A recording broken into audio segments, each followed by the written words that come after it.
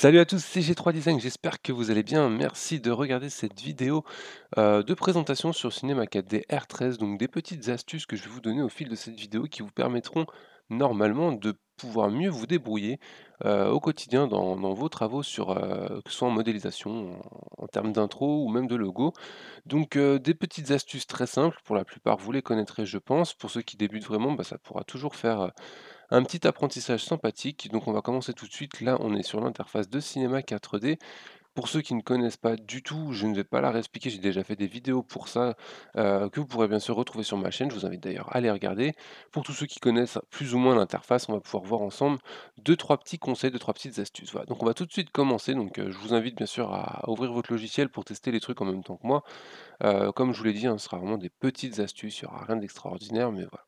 Donc allez, on passe tout de suite à la première astuce qui n'en est pas vraiment une, mais il y a pas mal de monde qui me demande comment faire pour enregistrer, une fois qu'on a créé quelque chose. Donc on va passer, rapidement en fait dans les paramètres de rendu. Je vais vous expliquer un petit peu comment ça fonctionne et comment faire en sorte d'avoir des rendus propres, que ce soit pour vos intros ou pour vos logos. Donc vous allez cliquer ici dans la petite case en haut à droite, ce qui va vous ouvrir donc la fenêtre de paramètres de réglage des rendus et vous voyez qu'il y a pas mal de choses avec en premier lieu les paramètres de sortie, à savoir la taille et la résolution, donc ça c'est très important.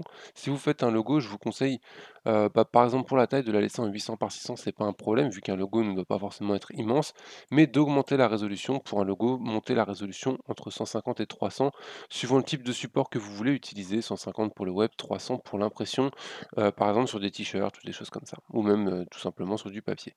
Voilà, si vous partez par exemple sur une intro ou une petite vidéo que vous voulez faire en 3D, là je vous conseille par contre de modifier les paramètres de sortie et donc d'aller directement dans Film et vidéo et de choisir le HDTV, donc 720 si vous voulez faire du 720 ou du 1080 si vous voulez faire du 1080. Je vous conseille quand même le 720, ce sera beaucoup moins lourd au moment du rendu et ce sera quand même beaucoup plus simple pour vous.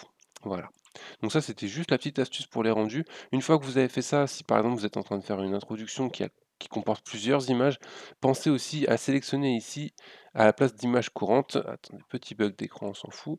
À la place d'images courantes, vous allez mettre toutes les images pour pouvoir avoir toutes les frames de votre introduction qui sont exportées dans la vidéo et non juste la première ou la deuxième frame. Deuxième truc important dans les paramètres d'enregistrement, vous pouvez sélectionner ici, en fait, plusieurs modes d'enregistrement, à savoir du PNG par exemple pour des logos qui vous permettra d'avoir un fond transparent ou de la vidéo. Pour ma part, je fais de la vidéo en image par image, ce qui me permet en fait d'avoir une petite astuce toute simple. Ça veut dire que par exemple, si vous faites un rendu vidéo, le rendu on va dire, va planter en plein milieu. Ça peut arriver malgré tout, hein, le PC n'a pas supporté autant de travail. Vous avez perdu votre rendu, il va falloir recommencer le rendu approximativement où vous en étiez. Le problème, c'est que vous vous en rappelez pas, donc il y aura peut-être un décalage de deux ou trois images. C'est galère, c'est chiant. L'avantage de faire un rendu image par image, ça vous permettra par le biais de logiciels comme After Effects derrière, de retransformer tout ça en vidéo et de ne pas perdre une seule image. On va dire que par exemple, si vous voulez découper de 10 images en 10 images pour votre rendu, vous êtes libre de le faire. Voilà, donc moi personnellement, je fais mes rendus en TIFF. Donc c'est un format qui est assez propre, qui est plutôt proche d'un format PNG, mais qui va n'avoir aucune perte en fait. Donc moi je me mets en TIFF et ça. Donc, par contre, pensez bien quand vous enregistrez à créer un dossier spécial. Ah, le PC commence à m'énerver. On va conserver le jeu de couleurs et ne plus afficher ce message, voilà. Je suis désolé, hein, mon PC commence à ramer. Donc je vous conseille donc de créer un dossier où vous exporterez votre intro dedans, plutôt que de l'exporter par exemple sur votre bureau, ça va vous créer 180 fichiers, ça va être un petit peu galère.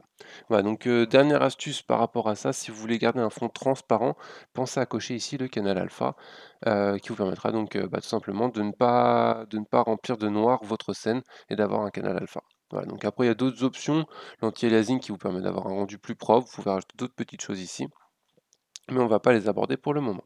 Voilà, donc ça c'était la première astuce, donc faire un rendu, hein, c'est quand même important de savoir le faire.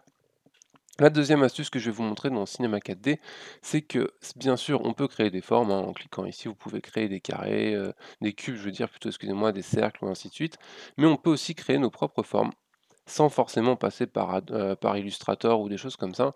Donc là on va tout de suite cliquer ici sur la petite case en haut, on va passer en vue avant ou en vue de haut, même plutôt ce serait pas mal, enfin bon une des deux, vous choisissez celle que vous préférez et donc là, vous voyez qu'on a une vue quadrillée, donc on peut la zoomer, dézoomer avec la molette. Et donc cette vue quadrillée, ben, un petit peu comme une feuille, on va pouvoir dessiner dessus et faire un logo. Donc ici avec l'outil spline par exemple, on va prendre une spline linéaire et vous allez voir que très simplement, on peut dessiner des formes. Donc là je vais faire une forme quand même assez simple, hein, c'est juste pour vous montrer. Je suis même pas sûr que ça représente quelque chose. Voilà, on va faire ça comme ça. Après le but, bon, normalement quand vous dessinerez votre spleen, ce sera le but c'est que ce soit joli et que vous fassiez un truc qui vous plaît. Après vous pouvez aussi vous amuser à redessiner quelque chose, hein, il suffit d'importer une petite image, vous la faites glisser dedans et comme ça vous pourrez recopier en plaçant vos points. Voilà, donc là j'ai créé une image, donc qui ne ressemble strictement à rien. C'est juste pour vous montrer qu'on pouvait faire une forme à peu près ce qu'on veut. On peut aussi modifier, par exemple là vous voyez qu'on a des droites. Si on clique sur ce point et qu'on fait clic droit, vous allez pouvoir avoir, plusieurs petites options. Donc par exemple ici, on va mettre une interpolation légère, ce qui va nous permettre de courber notre spline. Donc après vous pouvez la déplacer donc comme Adobe Illustrator, hein, c'est comme un bézier. Voilà, et donc ça nous permet d'avoir des formes plus arrondies ou pas, suivant notre désir. Voilà, donc après, vous pouvez bien sûr cliquer sur chaque point, tout en vérifiant bien d'être ici en édition de points, et vous pouvez bouger chacun des points de votre image. Une fois que vous avez fait ça, bah, le problème c'est que pour le moment vous avez qu'une spline, donc une spline ce n'est pas visible en 3 dimensions, hein, c'est juste des traits. Donc ce qu'il va falloir faire bien sûr, c'est la transformer en objet 3D. Et pour ce faire, encore une fois, si vous ne le savez pas, je vais vous montrer, après si vous savez, tant mieux pour vous. Il suffit de cliquer ici et de sélectionner une extrusion NURBS que vous allez donc la faire apparaître ici, excusez-moi. Encore une fois, j'ai un petit peu du mal à m'exprimer, je veux parler trop vite, donc je vais essayer de me calmer. Donc voilà, donc on va faire glisser la spline dans cette extrusion NURBS, ce qui va nous donner une forme en 3 dimensions. Donc là, vous voyez que pour le moment, elle n'est pas spécialement épaisse, on pourra modifier par la suite ce type de paramètres. Donc là, pour le moment, on a créé une forme en 3D, ce qui permet au moment du rendu de la voir apparaître en 3D. Alors que si on avait fait juste la spline, là je vais la faire ressortir, vous voyez que la 3D, il n'y a rien qui s'affiche. Voilà. Donc pour modifier cette extrusion NURBS, il vous suffit de cliquer ici sur extrusion NURBS, bien sûr, et de modifier. Donc là, vous avez le mouvement. En fait, le mouvement va plutôt vous donner des idées de profondeur. Donc ici, elle est à 20 centimètres. Si par exemple vous la mettez à 150 centimètres, vous allez voir que tout de suite, ça va devenir beaucoup plus épais.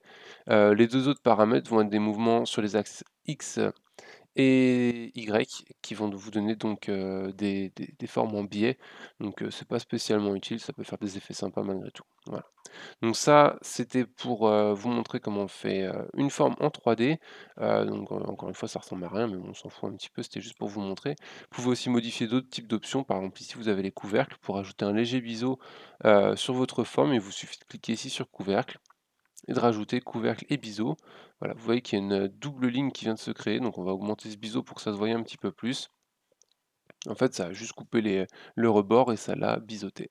Voilà, donc ça peut donner un petit effet en plus, encore une fois, qui peut être sympathique.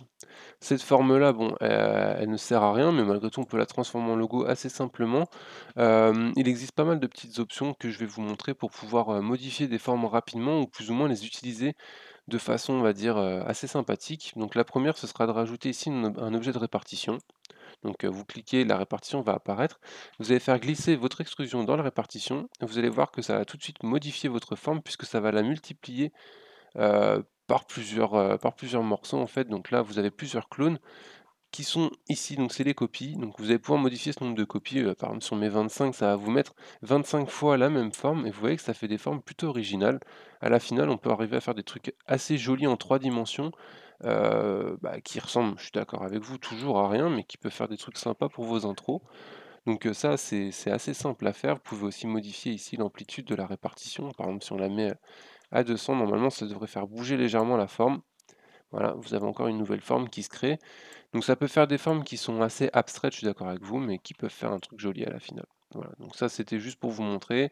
N'hésitez pas à chaque fois que vous utilisez un outil à modifier toutes les options, vous regardez un petit peu ce que ça donne et vous pouvez voir que bah, suivant ce que vous modifiez, ça va vous changer votre outil. Voilà, donc là par exemple j'ai augmenté le rayon de la répartition, ce qui fait que ça a écarté mes objets du centre qui est ici. Voilà, donc là par exemple si je mettais 0, ça les recollerait tous et ainsi de suite. Voilà, donc ça c'était la répartition, je trouve que c'est plutôt sympa comme outil. Le deuxième outil que je voulais vous montrer, il est ici normalement dans l'hémographe. Ouais, c'est l'outil cloneur. Vous cliquez ici sur outil cloneur. Vous allez faire encore une fois glisser l'extrusion dans le cloneur. Et donc là, en fait, ça va vous cloner le nombre, de fois que vous le demanderez, votre objet. Donc là, vous allez augmenter, par exemple, ici, la quantité. Vous allez mettre 28, donc là, ça nous fait un clonage uniquement sur Y, donc là, ça fait un truc qui est pas spécialement joli. On va modifier ici ce décalage, par exemple. Non, ça sert à rien. C'est pas ça que je voulais faire. Il est où? Oui, il est là. Donc ce que je voulais faire en fait, c'était modifier ici le linéaire, parce que vous n'êtes pas obligé de le faire sur une seule droite, vous pouvez aussi le faire en rond, comme tout à l'heure, mais sauf que ce coup-ci, ça va le faire un petit peu différemment. Je ne sais pas si vous voyez bien la différence.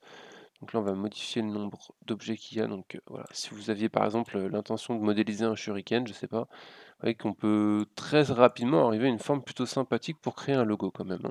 Donc voilà, donc là, on peut augmenter les formes. À la finale, ça risque de faire juste une roue dentée. Voilà, tout si vous êtes bûcheron, ça peut être sympa. Donc là, on va, je sais pas, en mettre, 4 par ouais, voilà, 4 ça fait un joli truc. Non, ça fait pas un joli truc, je viens de voir à quoi ça ressemble, on va changer ça. On va en mettre que 3, voilà. Ensuite, ici, vous pouvez modifier, par exemple, vous pouvez mettre, la répartition sur une grille à la place et donc là, vous allez voir que là, ça nous en a multiplié, en fait, en X, en Y et en Z, savoir que c'est les 3 coordonnées, hein, je parle de X, Y et Z depuis tout à l'heure, en profondeur, en largeur et en hauteur. Donc on va modifier ici pour les écarter un petit peu, à la place, on va mettre 500. Voilà, donc à la place de 200, vous mettez 500 partout. Non, j'ai remis un 2. Voilà, et donc là, vous voyez que ça a encore écarté, mais pas assez, donc on va augmenter encore ici, on va mettre, on va les écarter franchement ce coup-ci, pour voir la différence.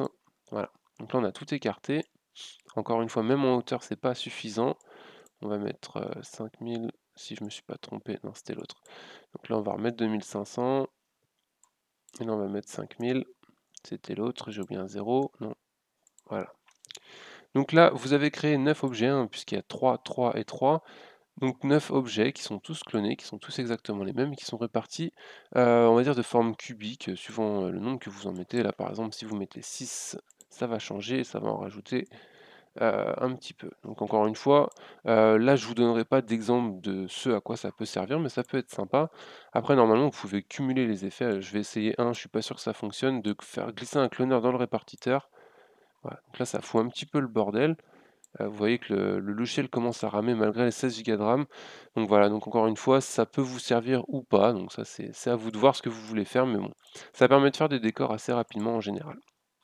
Ah, donc fin de la petite astuce, je vous montrer encore un petit truc avec cette forme. Ce qu'on va pouvoir faire, c'est créer une symétrie. Donc ça, c'est vraiment basique, c'est très utilisé en 3 dimensions. Enfin, en logiciel, dans les logiciels de 3D, ça vous permet tout simplement de ne pas avoir à faire 2 fois la même forme à l'identique. Donc vous cliquez ici et vous allez dans symétrie. Dans la symétrie, vous allez pouvoir faire glisser votre objet qui va être tout de suite créé en symétrie. Donc après, vous le déplacez pour qu'il soit bien placé par rapport à votre scène. Donc là, vous voyez qu'on a fait une espèce de blason, hein, par exemple. Pourquoi pas, on peut faire un blason avec ça. Il suffit de rajouter un petit peu de bazar. Dans l'idée où vous auriez par exemple 2 formes que vous voudriez mettre en symétrie en même temps, donc là par exemple on va rajouter une sphère. Donc cette sphère, vous voudriez qu'elle soit aussi dans la symétrie, vous voudriez qu'elle apparaisse aussi de l'autre côté. Malheureusement, si vous la faites glisser dans la symétrie, ça ne marchera pas, puisque seul l'objet qui est juste en dessous de la symétrie va être pris en compte. Donc là, petite astuce très simple, vous allez cliquer ici sur la sphère, vous allez faire CTRL et cliquer ici sur l'extrusion. Sur tous les objets que vous voulez insérer en fait dans la symétrie, faire clic droit et vous allez grouper ces objets, ce qui vous permet de créer un seul et même objet neutre que vous pouvez bien sûr renommer en double-cliquant et vous l'appelez objet, vu qu'il s'appelait objet, ça change beaucoup. Voilà. Donc là maintenant vous avez donc cet objet neutre qui permet en fait de stocker et d'appliquer la symétrie à tout ce qui se trouve à l'intérieur. Donc si par exemple on rajoute encore, derrière, je sais pas, un cube par exemple, on met le cube ici, là il n'est pas en symétrie, on le fait glisser dans l'objet et voilà, il apparaît. Donc là on a une symétrie parfaite, la symétrie peut être modifiée, par la suite. Si par exemple vous utilisez des outils de rotation, la symétrie s'appliquera aussi, donc suivant ce que vous voulez faire, ça peut faire encore des trucs assez sympas, je sais pas, là, on pourrait imaginer que c'est des ailes d'ange, je sais pas, enfin, voilà. À vous de voir ce que vous voulez faire avec. Donc là, on va remettre ça comme ça. On va virer ça parce que ça ne sert à rien pour le moment. Je vais vous montrer encore une petite astuce pour jouer avec vos objets.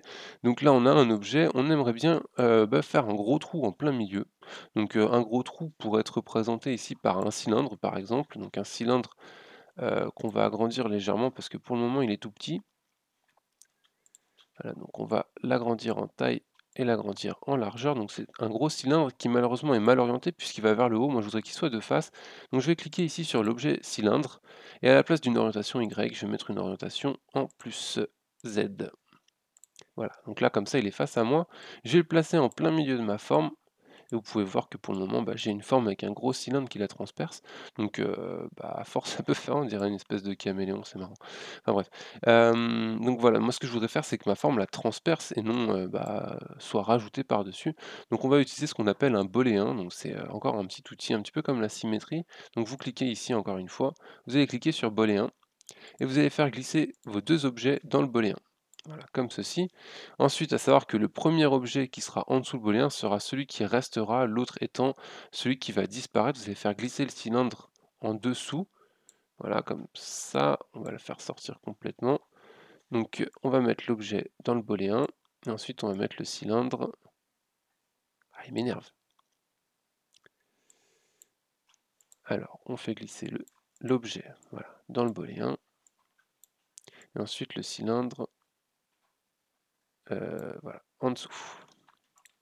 Et donc quand on déclique le cylindre, on voit que ça a laissé apparaître un trou.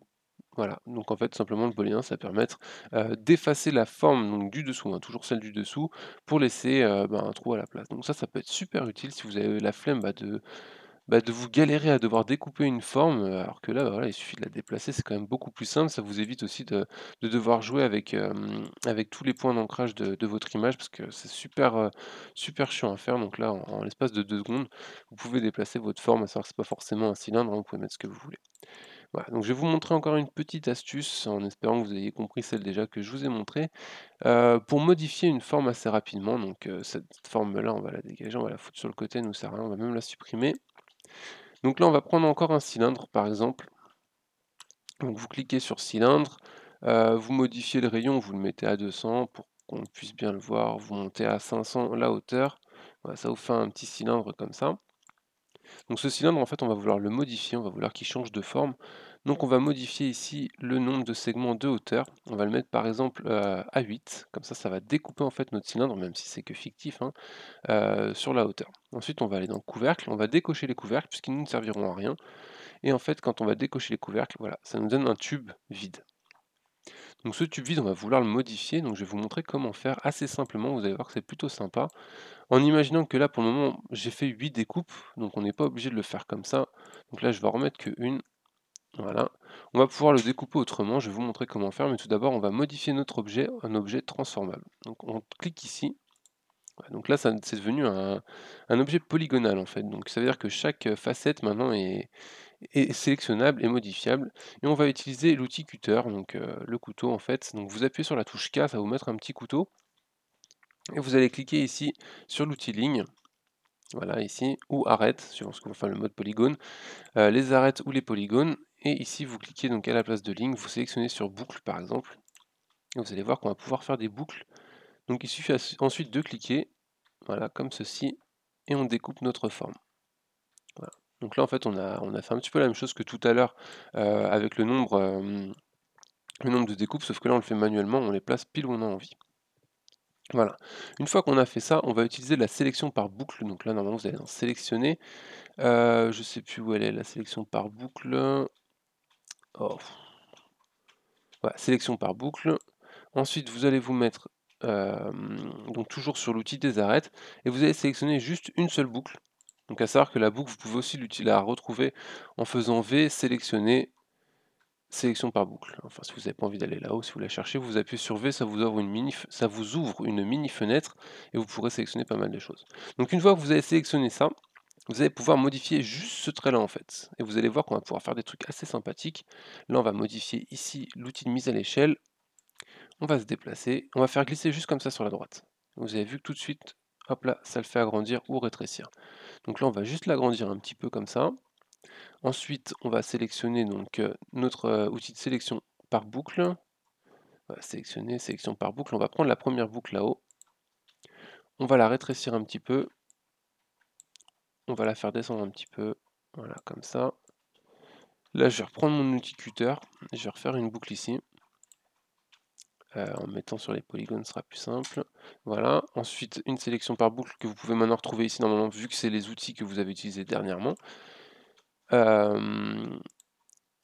Et là, en fait, on peut modifier notre forme. Voilà, en fait, là, j'étais en train un petit peu de modéliser, j'étais parti. Donc vous allez pouvoir un petit peu modéliser votre forme à votre guise, faire un petit peu ce dont vous avez envie. Donc vous allez voir que c'est plutôt cool à faire. Après, votre imagination, bien sûr, vous permettra de faire plus ou moins de choses. Mais personnellement, moi, je m'éclate, hein. Là, vous voyez qu'on peut refermer ici. Vous pouvez vous amuser à mettre un truc, enfin, je sais pas, vous avez fait une poubelle, une douille de balle ou enfin, c'est assez simple de modéliser sur Cinema 4D. Là, on a fait quand même quelque chose de très simple, hein, mais vous pouvez aussi vous amuser à aller beaucoup plus loin dans la modélisation, à transformer, ce tube en bras, par exemple, assez simplement, hein. Il vous suffit, de reprendre la sélection par boucle. Vous prenez la boucle du milieu, vous la rétrécissez, voilà, comme ça. Donc, bah, là, en imaginant que vous avez l'épaule, ensuite vous avez, donc, le biceps ici. Hem, Vous faites une sélection, vous pouvez même l'allonger si vous voulez, il suffit de cliquer dessus comme ceci, voilà, vous faites glisser. Donc là, j'ai plus fait un poivrier qu'un bras, mais enfin, vous avez compris le principe, je pense. Voilà. Donc ça, c'était pour la modélisation. Il y a pas mal de gens qui me demandent comment faire pour modifier une forme assez simplement. Donc vous avez vu quand même qu'à la base, on est parti d'un cylindre et on en a fait une espèce de truc qui ressemble pas à grand-chose, mais qui malgré tout n'a plus du tout la forme d'un cylindre. Donc, enfin voilà, ça peut être quand même sympa à faire. Et assez simplement, hein, vous avez vu qu'on ne se prend pas la tête, on fait ça en 2 minutes. Et il suffit de sélectionner donc, les outils par boucle. Là, moi, je vous l'ai montré par boucle, mais vous pouvez le faire aussi, de façon plus linéaire. Mais, enfin, moi, je sais que j'aime bien travailler avec cet outil-là. Je trouve qu'il est cool. Il vous permet de faire pas mal de choses.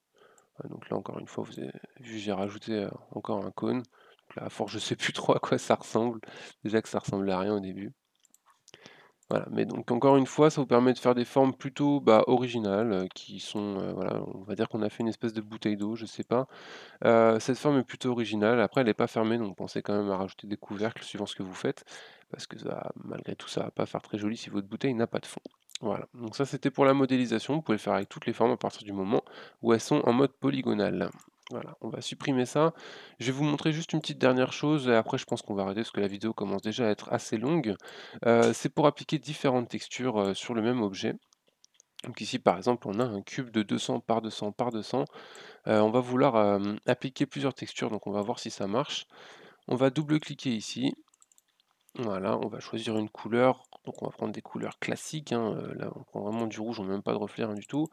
On va prendre du bleu pour voir la différence, voilà, qui est fait. Et on va appliquer le bleu sur notre image, on va appliquer le rouge sur notre calque, enfin sur notre cube. Donc là on a 2 couleurs, mais on ne voit que le rouge. Donc ce qu'on va faire, c'est qu'on va modifier ici la sélection et on va écrire ici, donc C majuscule et 1. On valide et normalement le rouge ne sera apparu. On le cherche, il est passé où cet enfoiré? Il a disparu. Je me suis trompé. On va le mettre sur C2. Ok, il veut pas. Et lui, on va le mettre sur C1. Voilà, j'ai réussi à faire tout disparaître. Vous avez vu comment je suis fort, le vieux bug. Bon, à première vue, j'y arrive pas sur un cube, donc ce qu'on va faire, c'est qu'on va le faire sur un texte, que là, je vais pas vous prendre la tête à rechercher comment on fait sur les cubes, j'ai juste dû pas le transformer en outil polygonal. Donc voilà, donc là, j'ai cliqué sur mon graphe. J'écris un mot texte, hein, truc basique, donc là pour le moment on va même pas le modifier, je voulais juste vous montrer ce petit truc de texture. Ça m'énerve un petit peu de pas avoir réussi à le faire sur le cube, mais bon, on va dire que c'est pas très grave. Là vous faites glisser vos 2 textures donc comme tout à l'heure sur le cube et donc ce qu'on va faire donc, ouais, je vais pas répéter la même chose. Vous allez appliquer la condition C1, hem, à la couleur bleue, la condition C2 à la couleur rouge et là donc notre texte est bleu ici et de l'autre côté, il est rouge et sur les arêtes, il est blanc. Voilà. Donc en plus, ça fait un texte super français, c'est cool. Et donc ça vous permet bah, de modifier en fait assez simplement la couleur d'un objet sans vous prendre la tête sur les textures pour qu'il n'ait pas la même couleur sur toutes les faces. À savoir que chaque face est numérotée, c'est 1 pour la face de devant, c'est 2 pour la face de derrière. Si vous avez des biseaux, normalement ça marche, mais ça marche avec les R. Donc là, on va essayer de voir juste si ça fonctionne. Je vais juste rajouter un couvercle. C'est possible que je me plante. On va mettre du bleu sur R1. J'ai foiré mon coup. On va supprimer la virgule. Voilà. Donc là, en fait, le bleu, je l'ai mis juste sur le biseau. Donc là, voilà. Donc les R pour les biseaux, les C pour les faces. Voilà, donc bah, ce petit tuto, enfin ce petit tuto, cette petite suite d'astuces touche à sa fin. Je pense que je vous ai montré pas mal de petits trucs qui peuvent vous permettre de vous débrouiller. Juste un petit conseil, hein, pour vos textes, essayez de les travailler au maximum parce que je vois beaucoup de personnes qui font des intros et qui laissent un texte comme ça avec une police un peu pourrie, avec des couleurs pas très belles. Malgré tout, ça fait pas super pro, donc essayez quand même d'avoir, autant de travail sur vos textures, sur vos lumières que sur la scène que vous avez pu créer, parce que je vois des mecs qui vont rajouter des desert eagles, des balles qui volent dans tous les sens, des effets de fumée et qui ont un texte vraiment moche. Donc bah voilà, n'hésitez pas, hein, vous pouvez modifier votre texte, hein, comme tout objet sur Cinema 4D.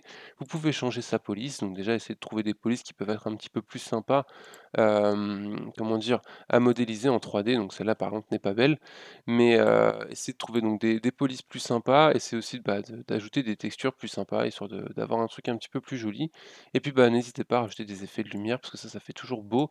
Quand je dis des effets de lumière, je parle pas des flares ou des trucs qui pètent les yeux dans tous les sens, je parle vraiment de lumière. Placez des éclairages différents sur vos scènes, histoire d'avoir, bah, pas une lumière classique quoi. Je veux dire, là par exemple on a mis un seul éclairage avec une ombre sur le côté. Si vous mettez un deuxième éclairage de l'autre côté, tout de suite ça va créer une dimension différente. Les éclairages ne sont pas forcés d'être blancs non plus. Par exemple dans la vie, vous avez des choses qui vont refléter un petit peu plus de rouge, un petit peu plus de bleu suivant la chaleur de la lumière. Donc voilà, donc vous pouvez mettre un petit peu de rouge. Ça va vous donner des effets encore une fois différents sur vos textes et ça donnera tout de suite un côté beaucoup plus réaliste, à votre image, voilà. Donc ça, c'était juste, plus le petit conseil que la petite astuce. J'espère que toutes ces astuces vous auront servi à quelque chose. Si vous avez d'autres questions, n'hésitez pas à venir me les poser. Je serai toujours disponible, que ce soit sur Twitter, ou sur les autres réseaux sociaux. Malgré tout, ce sera quand même plus Twitter, hein, privilégié celui-là. N'hésitez pas à me poser des questions. C'est un truc que vous n'arrivez pas à faire, que vous comprenez pas, que vous avez vu quelque part, que vous aimeriez, bah, qu'on vous explique. Moi, je reste toujours disponible. J'aime, bah, partager avec vous, hein, comme depuis le début de ma chaîne. Donc, voilà, n'hésitez vraiment pas à poser des questions. Évitez de les poser dans les commentaires. Pour les commentaires de vidéos, malheureusement, je suis toujours pas linké avec Google+, donc je pourrais pas vous répondre. Donc c'est un petit peu dommage. Après, vous pouvez toujours poser les questions pour voir s'il y a d'autres membres, qui pourront vous répondre, hein. Ça, bien sûr, il y a pas de problème. Mais voilà, donc privilégiez quand même Twitter pour les questions et puis, bah, les commentaires sur la vidéo, bien sûr, vous les laissez dans la vidéo, hein. Donc je vous souhaite à tous, bah, une très bonne journée. On se retrouve très bientôt. Il y aura sûrement encore, une petite série sur les astuces, d'un logiciel. Je vous proposerai sûrement aussi des speed art, hein, comme d'habitude et puis, bah, voilà, ben, bon courage pour ce début d'année, n'hésitez pas, à vous lancer dans le graphisme, hein. Vous verrez que c'est toujours plaisant d'arriver à créer des choses sympas et plus on en crée et plus on a envie d'en créer donc faites-vous vraiment plaisir. Voilà, allez, bonne journée à tous et à la prochaine. Ciao.